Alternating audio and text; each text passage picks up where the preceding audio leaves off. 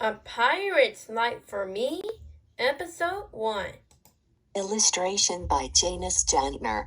Episode 1. The Flying Mermaid. For 13 years, I had a normal existence. Regular. Predictable. Boring, really. But not in a bad way. I just always knew what to expect, you know?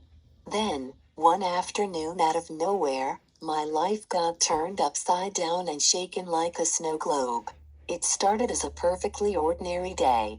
I was alone in the kitchen after school, eating cereal, scrolling through TikTok. Normal stuff. I just spooned a bite with the perfect balance of milk and crunch when an ear-shattering shriek made me jump and drop my bowl right into my lap. Mom! My 5-year-old sister, Sophia, screamed. Brody's in the kitchen.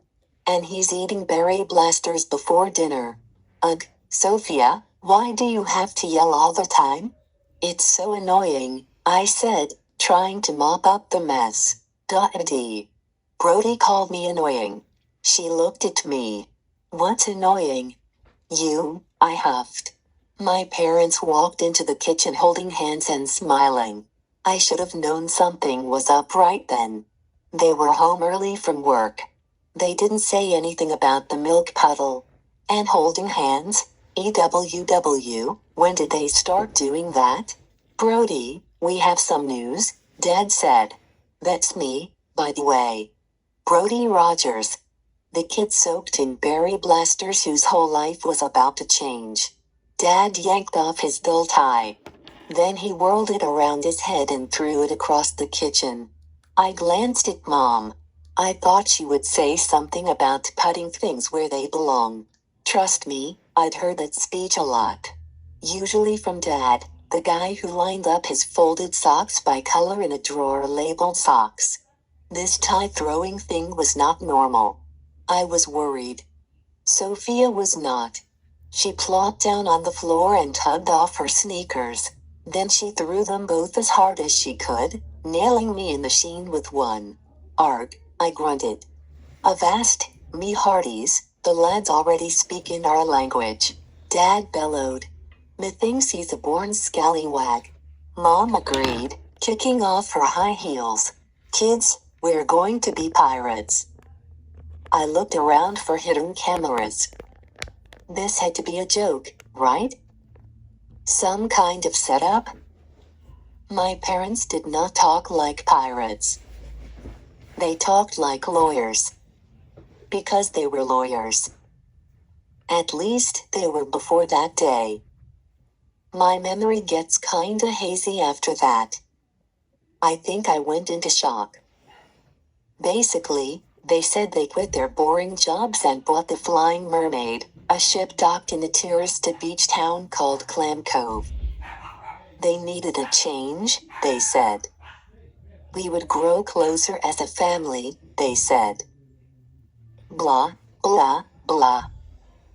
A few weeks later, I packed up my room and said goodbye to my friends and regular days of homework, soccer, and video games. Then, I moved halfway across the country to spend my life waving a sword around on the Flying Mermaid. Just to scare little kids for fun. Yep, you read that correctly. My parents' nutty plan didn't call for becoming real pirates, the kind who plundered towns for treasure. My mom and dad might have lost their minds when they decided to trade courtrooms for cannon fire, but they weren't criminals. We became the Jolly Rogers, owners of the Jolly Rogers Flying Mermaid pirate cruise. Lame, right? Yeah, I thought so, too.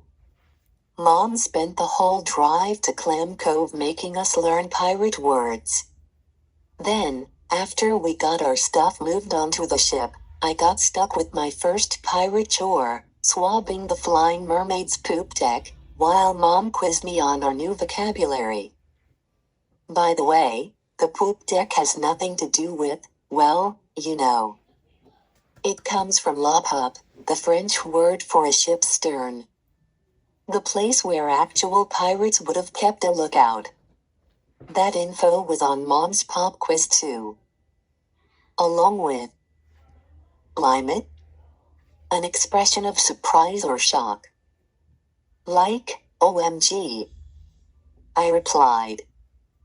Hearties? Friends. Scallywag? Young pirate. Jolly Roger? The pirate flag. Run a rig? Play a joke. Knock, knock. I rolled my eyes but played along. Who's there? Brody. Brody who? Brody Blackbeard. Tada. Mom handed me a name tag. I rubbed my palm on my jaw. No beard. Mom, we might want to use a different name. Nah, she opened a storage chest and pulled out something that looked like a shaggy black cat. You've got a beard now.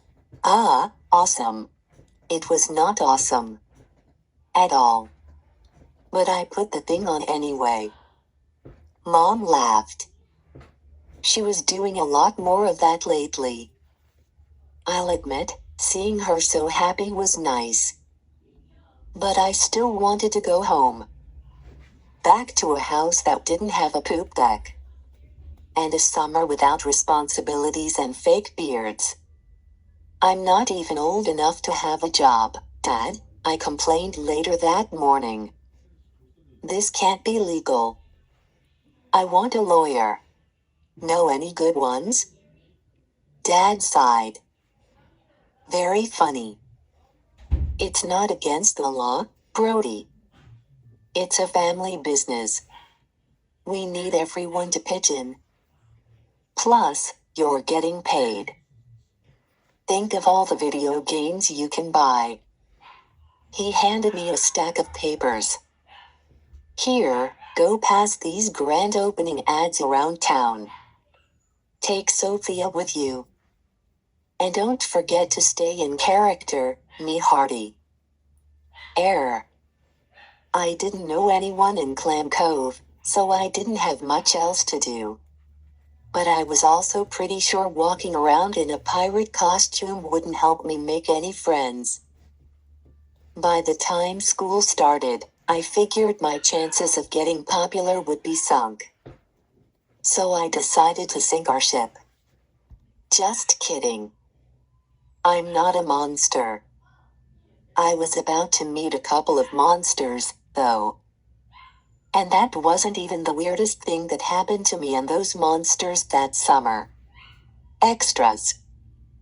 Copyright 2022 Achieve 3000 Incorporated and its licensors. The end.